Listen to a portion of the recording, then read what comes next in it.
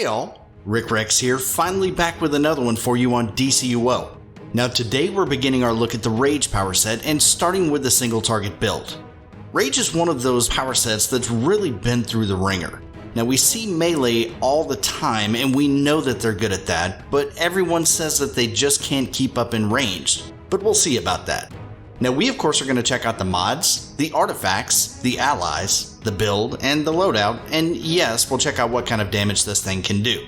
But first, if you like what you see and you want more, hit that like and subscribe button to help keep the channel growing and also to not miss one single update as they drop.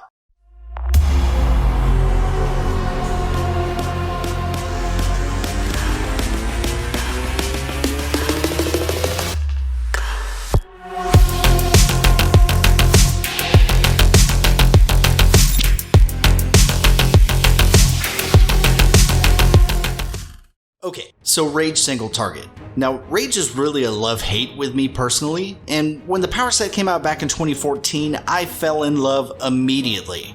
My main went from Ice at the time to Rage, and he stayed Rage until he just couldn't anymore. And anyone who's been Rage for long enough knows exactly what I'm talking about.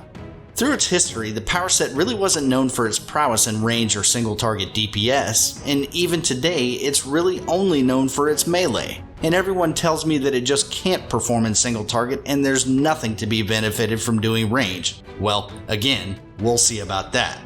Now we just have to get a little creative in how we do it, and we need to remember our strengths in a range setting, no matter how few there are, and then center our build around those. Once we have that, we need to reach into our bag of tricks and pull out some old favorites to get the job done. Best of all, this build does not require super speed in any way, so you're free to be whatever movement mode you like. Okay, enough chit chat. It's been a while, so let's get down to business. So we'll start with our white mods as always. In our weapon, we're going Blast Adapter. Now we're doing this because weapon clipping on certain powers is necessary in the single target phase, and weapon taps will be used in the range build as well. In our head, we're going Supercharged Berserk. Now, Berserk is just downright amazing in any way that you use it, and as we all know, it is the king of the buffs throughout the game. In our neck, we're going Escalating Might for the extra 2% might bump that it gives us when it procs. In our back, we're going with Accelerated Plasma Retch. In a ranged situation, this is the only PI that you should be using, but more on that in just a minute. In our chest, we're going Penetrating Strikes for the NPC defense reduction that it gives us. And remember, there's nothing that makes core strength viable any longer. If you have not made that change yet, get it done. Your damage will thank you. In our legs, we're going Restorative Plasma Retch. This is a crucial part of both ranged and single target DPSing, so let's leverage it and help out our healers as much as we can, y'all. In our feet, we're going Tumbling Master to keep us out of trouble. And nowadays in content, you have to move around quickly to get out of the way of things, so better safe than sorry. Also, it really helps to get somewhere fast to pick someone up when needed. And in our hands, we're going Max Damage for the extra 2% bump in damage that it gives us when it procs. For artifacts, we're going with the Trans Strat Solar combo. Trans for the extra crits that it provides, Strat to leverage those crits into innate damage, and Solar for its huge bump in might, the installed Empowered Channeling mod, extra heat vision damage, and the overheat causing the big hit at the end. For allies, we're going with the single target trinity. That's House of Legends, Batman Who Laughs, and Shazam. Now we're putting House of Legends in the damage slot as he is the king of single target damage still with his Shock Jock ability. He's cheap, easy to get and level, and he puts out the most single target damage available. And yep, that's a no-brainer to me. In our first passive slot, we're going with Batman Who Laughs for his Luck of the Draw ability. This is a must-have on any DPS build because of the cards that he throws and the buffs that they provide. In our second passive slot, we're going with Shazam for his Power of the Shazamily ability. This gives us a 6% bump in might that lasts 30 seconds every time we throw an ally. That's just like a stackable Omega, and that is huge. That alone makes him the other staple of any DPS build. Now let's take a look at the build itself. We'll start with our weapon. Now the only point that you need to spend here is if your origin weapon is anything other than rifle. If it's not, then just spend 1 point there. And if it is, you don't need to spend anything at all. And for our movement mode, We're going to grab our super up top and take one on the second row of your choosing, doesn't matter which, and then grab our innates, acrobatics to the lower right, and everyone else to the left. For our iconics, we're going to grab heat vision and robot sidekick only. And for our stat or skill points, we're going super powered focused, we're going to max out our crit attack chance and damage, and then we're going to dump everything into might and power. Anything left over from here is going to go straight into precision to make our clips count. And remember, we are less able to take a hit when we do it this way, so stay out of the boss's way, y'all, because a dead DPS does no DPS. Now with this build, it puts my might at 219,881. Now I leveled this test tune to be on par with CR that you're going to see on live. My tunes have a significantly higher might on live, and you're probably going to notice that as well. And now for the star of the show, and that's the loadout.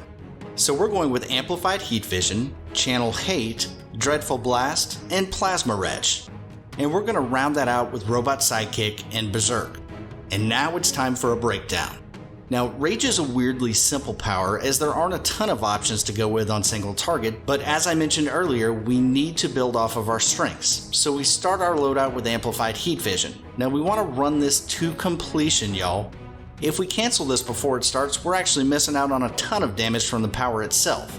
It hits really hard and it hits multiple times, so don't jump the gun, let it run. Then we immediately go into Channel Hate. Now, Channel Hate is a weird power because it acts just like a finisher, but it isn't. This power, just like Heat Vision, is a channel power, but we don't want this one to run to completion because it has a weird dovetail time killer at the end of it that doesn't need to be there. Now, we want to weapon tap clip this at the very end, and until you get used to it, we'll see the tune move just a little so we know when to do it. Now, once we get the timing down, it'll become second nature.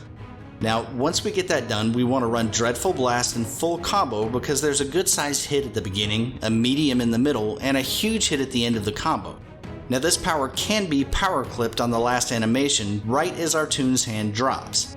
And we want to clip it with Plasma Wretch for the dot and the PI that it gives us.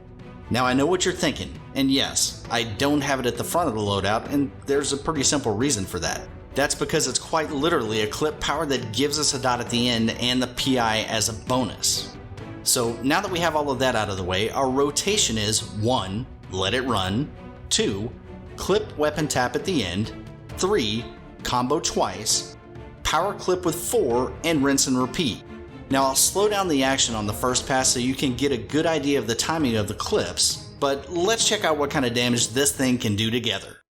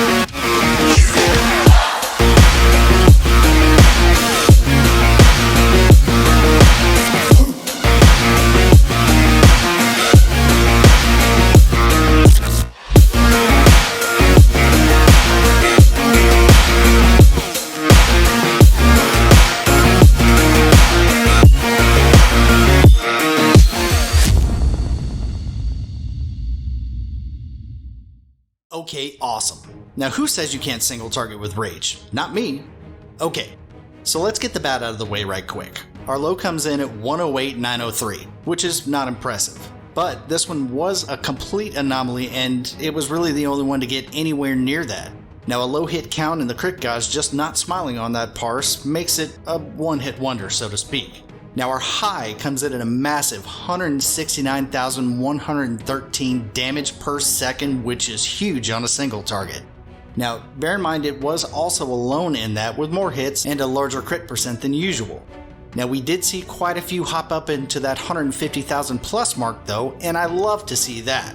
So the loadout looks to live at, or average out to, the lower 140,000 range, which is phenomenal for single target. Now, even though we did so well here, it's time for my favorite part. Let's drop everything.